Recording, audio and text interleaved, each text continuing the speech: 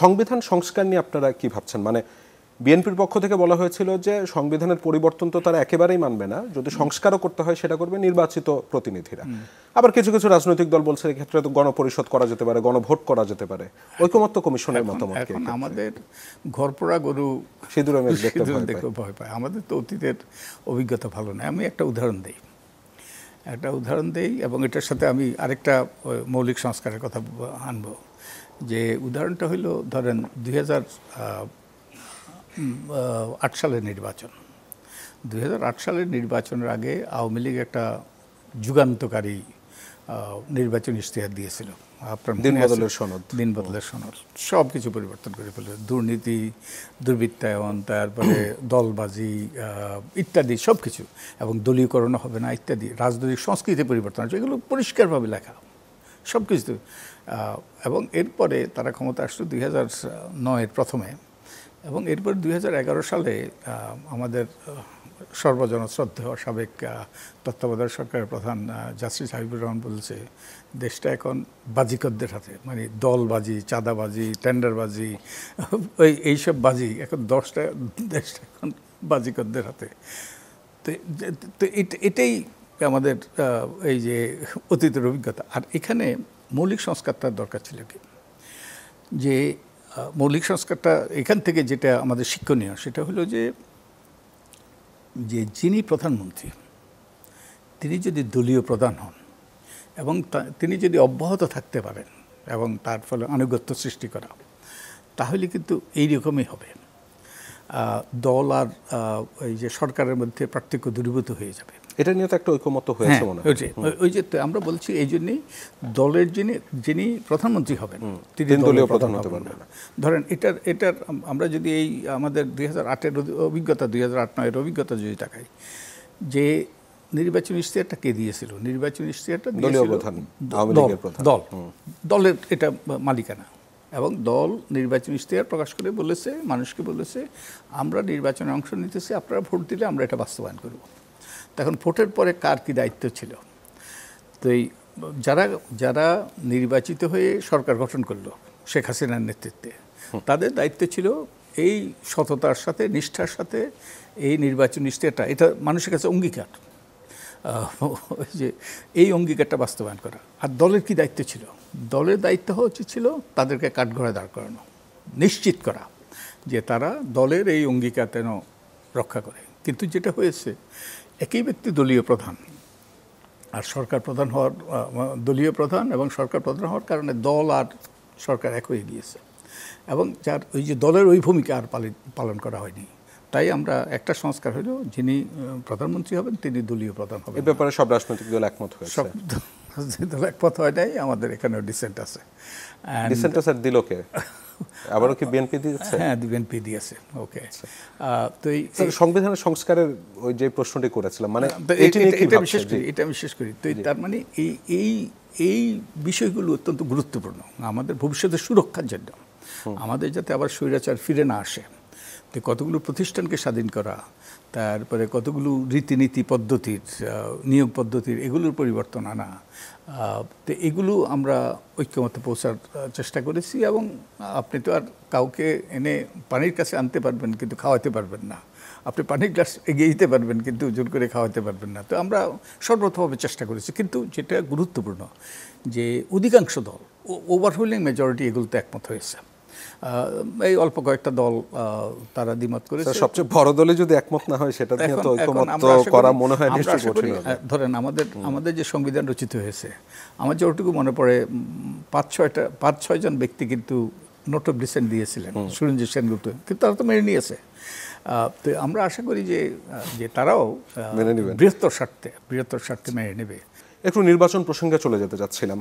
কয়েকদিন আগেই একজন ইসি বললেন যে আগামী নির্বাচন হতে যাচ্ছে ইতিহাসের সবচাইতে ঝুঁকিপূর্ণ নির্বাচন, এবং সেই নির্বাচন আদৌ হবে কি হবে না তা নিয়েও কেন জানি জনমনে, অন্তত আমি সাংবাদিক হিসেবেই বলতে পারি যে আশঙ্কা রয়ে গেছে। যাচ্ছে আসলে কি হবে, তার কারণ তার কয়েকদিন আগে পরে আমরা বিভিন্ন মবের ঘটনা দেখেছি, ভিপি নুরুল হক নুরের উপর হামলা দেখেছি, একটি দলের একজনকে বলতেও শুনলাম যে বলে দিচ্ছি ফেব্রুয়ারিতে নির্বাচন হবে না। রোডম্যাপ ঘোষণা নিয়ে দেখলাম জামাত অসন্তুষ্ট হয়েছে এবং তারা বলছে যে অন্তর্বর্তী সরকারের এই রোডম্যাপ একটু সুষ্ঠু নির্বাচন ভণ্ডুল করার নীল নকশা, সব মিলিয়ে আপনার কাছে এই নির্বাচনকে কতটা ঝুঁকিপূর্ণ বলে মনে হচ্ছে এবং আপনার কি মনে হয় নির্বাচন কি ফেব্রুয়ারিতে হবে? মানে সরকারের উপরের সবার সাথেই তো আপনার যোগাযোগ আছে। আমি সরকারের অংশ নই এবং আমাদের ঐক্যমত্য কমিশনের সরকারের অংশ নয়। তো আমরা বিশ্বাস করি যে নির্বাচন হবে এবং নির্বাচনটা হওয়া দরকার এবং নির্বাচনটা সুষ্ঠু নিরপেক্ষ গ্রহণযোগ্য হওয়া দরকার। এবং আমাদের সকলেরই আমরা রাজনীতিবিদ হতে পারি কিংবা নাগরিক সমাজের প্রতিনিধি হতে পারি, গণমাধ্যম কিংবা সাধারণ নাগরিক, আমাদের সকলেরই চেষ্টা করা উচিত যাতে নির্বাচনটা সুষ্ঠু হয়, নিরপেক্ষ হয়, গ্রহণযোগ্য হয়। তো আমরা নির্বাচন নিয়ে ঝুঁকিটার কারণ হলো আপনার মনে থাকবে না 1954 সালে একটা নির্বাচন হয়েছিল এই দেশে, যে যুক্তফ্রন্টের নির্বাচন। এবং তখন কিন্তু ওই নির্বাচনে আমাদের ওই তখন তো মুখ্যমন্ত্রী বলা হইতো ওই যে আমাদের প্রাদেশিক পরিষদের যে চিফ মিনিস্টার বলা হয়তো আই থিঙ্ক, আমার মনে হয়। তখন নির্বাচনটা হয়েছিল, তখন কিন্তু নির্বাচন যুক্তফ্রন্ট জিতে আসলো, হ্যাঁ, যেখানে তখন কিন্তু নির্বাচন কমিশন ছিল না, তখন কিন্তু সেনাবাহিনীও সেই নির্বাচনে মোতায়েন করা হয়নি। সেই নির্বাচনটা হয়েছিল স্বরাষ্ট্র মন্ত্রণালয়ের অধীনে এবং সেই নির্বাচনে নুরুল আমিন সাহেব এবং তার ক্যাবিনেটের অধিকাংশই পরাজিত হয়েছিলেন। তারা আই থিঙ্ক 9টা না কয়টা আসন পেয়েছিল মাত্র, এবং কেউ টু শব্দটি করে নাই, কারণ এটা গ্রহণযোগ্য নির্বাচন হয়েছিল ওকে স্বরাষ্ট্র মন্ত্রণালয়ের অধীনে। আর এরপরে আমাদের যতগুলো নির্বাচন হয়েছে, তারপরে কি হয়েছে, আমাদের নির্বাচন কমিশন হয়েছে, একটা প্রতিষ্ঠান, এই যে সুষ্ঠু নির্বাচনের জন্য একটা সাংবিধানিকভাবে স্বাধীন প্রতিষ্ঠান সৃষ্টি করা হয়েছে, মানে কাগজে কলমে আর কি স্যার। কতগুলো আইনি কাঠামো পরিবর্তন করা হয়েছে, RPO, representation of people order, গণপ্রতিনিধিত্ব আদেশ, আরও অনেকগুলো আইন কানুন করা হয়েছে যাতে সুষ্ঠু নির্বাচনের জন্য সহায়ক হয়। কিন্তু আমরা কি দেখছি, দিন দিন আমাদের অবক্ষয় হয়েছে। আমাদের ওই যে শুধুমাত্র যখন নির্দলীয় তত্ত্বাবধায়ক সরকারের অধীনে নির্বাচন হয়েছে, তাদের ওই যে কিছু কিছু বিতর্ক সেখানে ছিল, কিন্তু সেই নির্বাচনগুলো গ্রহণযোগ্য ছিল মোটামুটি। তো তার মানে কেন হইল এটা? আমাদের এই প্রতিষ্ঠান সৃষ্টি করা হলো, আমাদের আইন কানুন, ওই যে নূতন আইনি কাঠামো সৃষ্টি করা হলো, তা সত্ত্বেও নির্বাচন নির্বাচন মানের অবনতি দিন দিন ঘটেছে। তার কারণ হলো আমাদের অবক্ষয় ঘটেছে, আমাদের রাজনৈতিক সংস্কৃতিতে চরম অবক্ষয় হয়েছে। আমাদের দলীয়করণ, তারপরে দুর্নীতি, দুর্বৃত্তায়ন, তারপরে পুরো রাজনীতিটাই এখন বহুলাংশে ব্যবসায় পরিণত হয়ে গিয়েছে। আমাদের তো ব্যবসায়ীদের ওই যে আমাদের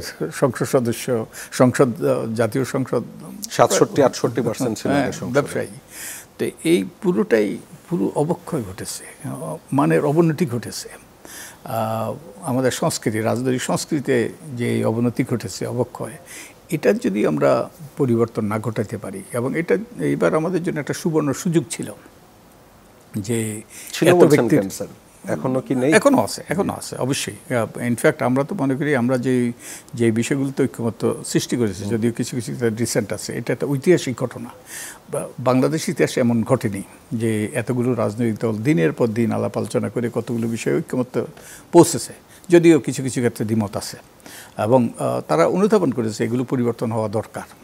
তো এখন আমরা যদি একটা সুবর্ণ সুযোগ সৃষ্টি হয়েছে আমাদের রাজনৈতিক সংস্কৃতি পরিবর্তন আনার। আমাদের ধরেন এই যে আমাদের যারা নির্বাচনী অঙ্গনটা অপরিচ্ছন্ন হয়ে গিয়েছে, অনেক মানে অনাকাঙ্ক্ষিত ব্যক্তিরা সেখানে নির্বাচনী অঙ্গনে প্রবেশ করেছে, তারা নির্বাচিত হয়ে এসে তারা আমাদের ওই আইন প্রণেতা হয়ে গিয়েছে, আইন ভঙ্গকারীরা অনেক ক্ষেত্রে আইন প্রণেতা হয়ে গিয়েছে। আমাদের রাজনৈতিক দলগুলো সেখানেও অনেক অবক্ষয় ঘটেছে, অনেক দুর্বৃত্তরা সেখানে রাজনৈতিক দলে তারা ওই যে আঁকড়া বেঁধেছে। এবং আমাদের এখন বলা হয় যে কোনো বড় বড় দুর্নীতি, একদল এক শ্রেণীর ব্যবসায়ী, এক শ্রেণীর আমলা, এক শ্রেণীর এই যে সরকারি কর্মকর্তা,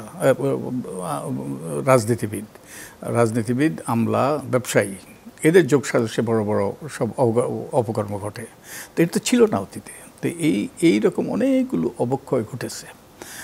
তো এইগুলো যদি পরিবর্তন না আসে, এবং আমরা যেটা যে বললাম, তো আমরা একটা ঐতিহাসিক যে মুহূর্ত আমাদের জন্য, এই ঐতিহাসিক মুহূর্তে আমরা এই এতগুলো দলের সাথে আলাপ আলোচনা করে কতগুলো বিষয়ে আমরা ঐক্যমত্যে পৌঁছেছি, এবং এইগুলো যদি বাস্তবায়ন করে, একই সাথে যদি আমাদের মন মানসিকতা, দৃষ্টিভঙ্গি, আমরা সত্যিকার একটা গণতান্ত্রিক রাষ্ট্র প্রতিষ্ঠা করতে চাই।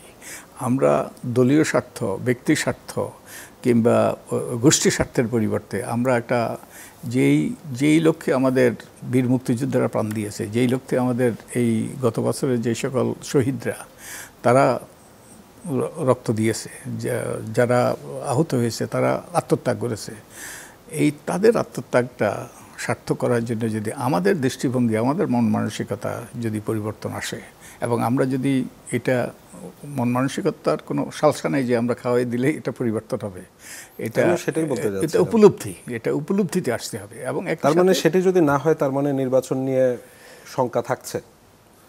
মানে মন মানসিকতার পরিবর্তন যেহেতু স্যার 1 বছরের বেশি সময় হয়ে গেল, হয়নি, মানে সামনে আর 6-7 মাস আছে। আমরা আশা করি যে আমরা আমাদের এই বীর সেনানীদের যারা প্রাণ দিয়েছে গত বছর, তাদের আত্মত্যাগ আমরা বৃথা যেতে দেব না। আমরা তাদের রক্তের সাথে বিশ্বাসঘাতকতা করব না।